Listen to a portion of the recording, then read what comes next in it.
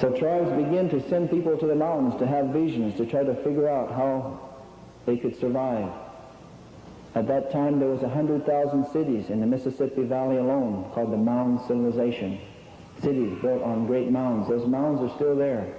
If you ever drive through Ohio or the Mississippi Valley, they're tourist attractions now. There was 100,000 cities of native people. And they were wondering how they could survive. They began to try to learn to live off the land because they knew a hard time was going to come. They began to send people to have visions to see how we could survive this time. People came on the East Coast and they went across this land to the east, and we were told in the prophecies that we should try to remind all the people that would come here of the sacredness of all things. And if we could do that, there would be peace on earth. But if we did not do that, when the roads went clear from east to west, and when the other races or colors of the earth had walked clear across this land, if by that time we had not come together as a human family, the Great Spirit would grab the earth with his hand and shake it.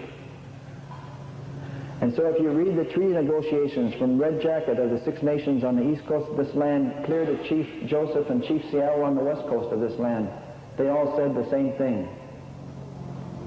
Chief Joseph said, I accord you the right, and I hope that you accord me the right to live in this land. We always were trying to live together. But instead of living together, you all know there was separation, there was segregation. They separated the races, they separated the Indians, and they separated the blacks. In the state of Washington, it was against the law for an Asian to marry a white person. Up until not too long ago, there was separation. So when they got to the west coast of this land, the elders that were aware of many of these prophecies, and I should say that I know that every one of you from your tribal backgrounds have your own prophecies, and I'm probably not the most deserving person to be speaking, and there is going to be a time, I think, on the agenda for other people to share, and I hope that you open up and do share. When they got to the west coast of this land, they said they would then begin to build a black ribbon, and on this black ribbon they would move a bug. And when you begin to see this bug moving on the land, that was a sign for the first shaking of the earth. And this first shaking of the earth would be so violent that this bug would be shaken off the earth into the air, and it would begin to move and fly in the air. And by the end of this shaking, this bug would be in the air around the world. And behind it would be a trail of dirt. And eventually, the whole sky of the entire earth would become dirty from these trails of dirt. And this would cause many diseases that would get more and more complicated. So the bug moving on the land, of course, it's easy to see now. In 1908, the Model T Ford was mass-produced for the first time. So the elders knew the first shaking of the earth was about to come about. That's the First World War. In the First World War, the airplane came into wide usage for the first time. That was the bug moving into the sky. And so then they knew that something very important would happen. There would be an attempt to make peace on earth on the west coast of this land, and so the elders began to watch for this. And they began to hear that there was going to be a League of Nations in San Francisco. So the elders gathered in Arizona around 1920 or so, and they wrote a letter to Woodrow Wilson, and they asked if Indian people could be included in the League of Nations. At that time, the United States Supreme Court had held that a reservation is a separate and semi-sovereign nation, not a part of the United States, but protected by it. And this was of concern because people didn't want the reservations to become more and more separate. They didn't want them to be considered nations. So they did not write back, and the native people were left out of the League of Nations. So that circle was incomplete. In the League of Nations circle, there was the southern door, the yellow people. There was the western door, the black people. There was the northern door, the white people. But the eastern door was not attended.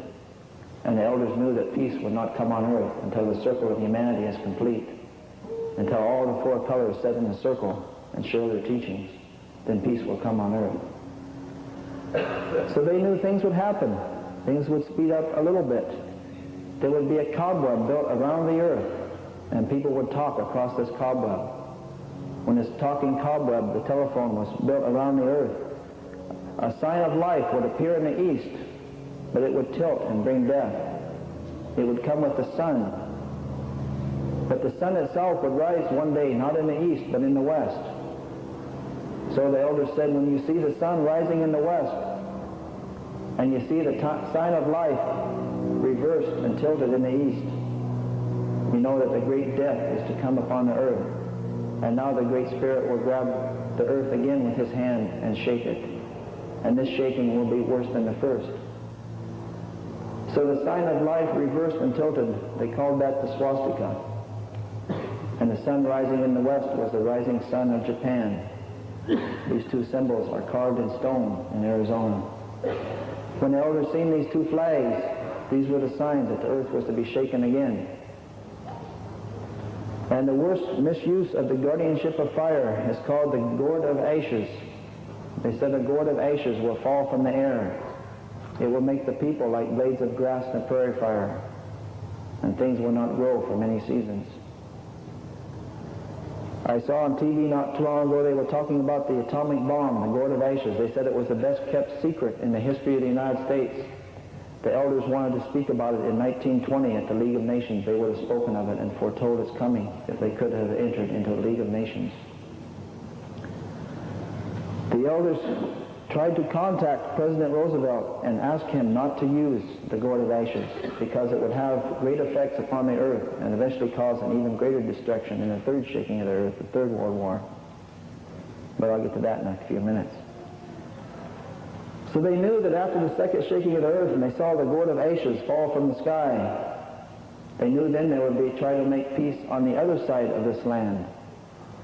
And because the peace attempt on the west coast had failed, they would build a special house on the east coast of this Turtle Island, North America.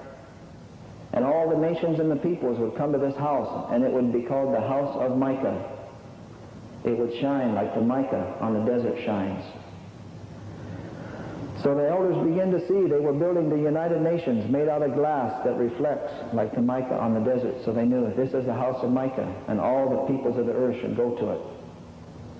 So they met and talked about this. They said that in 1920s they had written and they had not been responded to, so this time they said we better go to the front door of the House of Mica because things might get a lot worse. So elders representing a number of tribes, I believe, drove to New York City. When the United Nations opened, they went to the front door of the House of Mica. And they said these words, we represent the indigenous people of North America and we wish to address the nations of the earth. And they said we're going to give you 4 days to consider whether or not we will be allowed to speak. And they retreated to one of the Six Nations reserves in New York State. The Six Nations reserves are the keepers of the great law of peace of the prophet that appeared here in North America, Daganawida. And this great law of peace is still recited. It takes 4 days between sunrise and noon each year. In Indian, by memory, it's recited about this time of year. 4 days later, they came back. And I believe the nations of the earth, they heard that the Indians had come to the door. And they voted to let the Indians in. They wanted to hear what they had to say. But the United States is one of 5 nations, and the United Nations with a veto power, and still they were concerned because this time the native sovereignty was even stronger. And I believe they vetoed the entrance of the native people. So then they knew other things would happen on the earth, and the United Nations would not bring peace on earth, but there would be continuing and deepening confusion, and that the little wars would get worse. So they retreated to the Six Nations Reserve, and they talked about this, and they said the time is really getting close now, 1949. They said we're going to divide the United States into 4 sections, and each year we're going to have a gathering, and we're going to call these the White Roots of Peace gatherings. They begin to have these around 1950. And they authorized certain men to speak in English for the first time about these prophecies. One that I used to listen to many times over and over was Thomas Benyaka. He was a Hopi. He is a Hopi man. I believe he's still living. Who was authorized to speak in English about